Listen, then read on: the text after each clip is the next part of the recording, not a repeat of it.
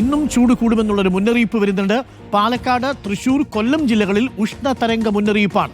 താപനില പതിവിലും 5 degree Celsius വരെ ഉയർന്നേക്കാമെന്നാണ് മുന്നറിയിപ്പ്. കൊല്ലത്തും തൃശൂരിലും വിദ്യാഭ്യാസ സ്ഥാപനങ്ങൾക്ക് ഇന്ന് അവധിയാണ്.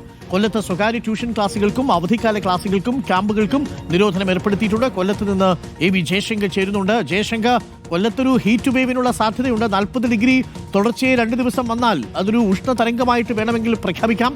തീരപ്രദേശങ്ങളിൽ 37 ഡിഗ്രി സെൽഷ്യസ് മതി. അത് നനകാൻ കഴിഞ്ഞു. 40 തൊടുകയാണ്. കൊല്ലത്ത് നിന്നും കനത്ത ചൂടാണോ രാവിലെ?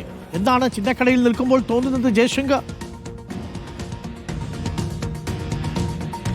Good morning doctor Arun. ചൂടെന്ന് പറഞ്ഞാൽ ഒടുക്കത്തെ ചൂടാണ്. ഞാനൊരു പാലക്കാടുകാരനാണ്. പക്ഷേ പാലക്കാട് ജില്ലയിലുള്ളതിനേക്കാൾ കൂടുതൽ ചൂട് എന്തോ കൊല്ലത്ത് അനുഭവപ്പെടുന്ന പോലെ തോന്നുന്നുണ്ട്. ഉഷ്ണതരംഗ സാധ്യതയൊക്കെ മുൻനിർത്തിക്കൊണ്ട് എന്തായാലും ജില്ലാ ഭരണകൂടം നിലവിൽ ഇവിടെ വലിയ ജാഗ്രതയിലാണ് കാര്യങ്ങളെ മുന്നോട്ട് കൊണ്ടുപോകുന്നത്. ഏപ്രിൽ 29 വരെ ഈ അവധിക്കാല ക്ലാസ്സുകൾക്കും ട്യൂഷൻ സെന്ററുകൾക്കും ഒക്കെ തന്നെ പൂർണ്ണമായും നിരോധനം ജില്ലാ കളക്ടർ ഏർപ്പെടുത്തിയിട്ടുണ്ട്.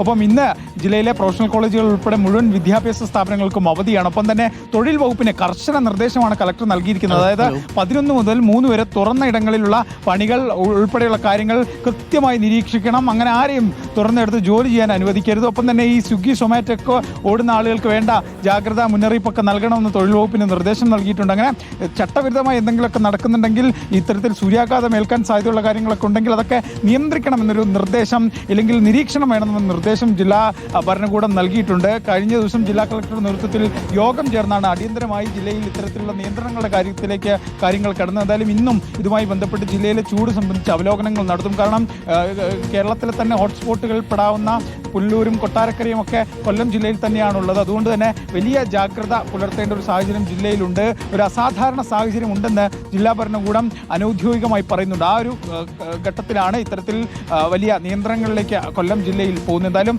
ജാഗ്രത പാലിക്കണം. പുറത്ത് ഇറങ്ങി നേരിട്ട് സൂര്യപ്രകാശം കൊള്ളുന്ന കാര്യങ്ങളൊക്കെ ടൗണിലൊക്കെ ആളൊക്കെ ഒഴിഞ്ഞു നിൽക്കുകയാണോ ജയശങ്കർ? ഇപ്പോ എന്താ ടൗണിലെ കാഴ്ച? പൊതുവെ ആളൊക്കെ കുറഞ്ഞോ? ഡോക്ടർ അരുൺ, പൊതുവിൽ ആളുകൾ കുറഞ്ഞ് മൊത്തത്തിൽ ഈ വാഹനങ്ങളിലൊക്കെ അങ്ങോട്ടും ഇങ്ങോട്ടും സഞ്ചരിക്കുന്ന ആളുകളെയാണ് നമുക്ക് കാണാൻ സാധിക്കുന്നത്. പല കടകളും അടച്ചിട്ടിരിക്കുന്നു. നമ്മൾ ആദ്യം വിചാരിച്ചു ഗ്യാസ് പ്രതിസന്ധിയാണോ, രാവിലെ ഭക്ഷണം കഴിക്കാൻ പോയപ്പോൾ സ്ഥിരം പോകുന്ന 2-3 കടകളില്ല. പിന്നീടാണ് അറിഞ്ഞത് ചൂടൊക്കെ കാരണം ഒരു അവധിയൊക്കെ കൊടുത്ത് പ്ലഷർ മൂഡിലേക്ക് കടകളൊക്കെ നീങ്ങിയെന്നാണ് അറിഞ്ഞത്. എന്തായാലും വലിയ ചൂട് കൊല്ലത്തുണ്ട്. നിലവിൽ ആശങ്കപ്പെടേണ്ട ഒരു സാഹചര്യമില്ല. പക്ഷേ ജാഗ്രതയും കരുതലും വേണം.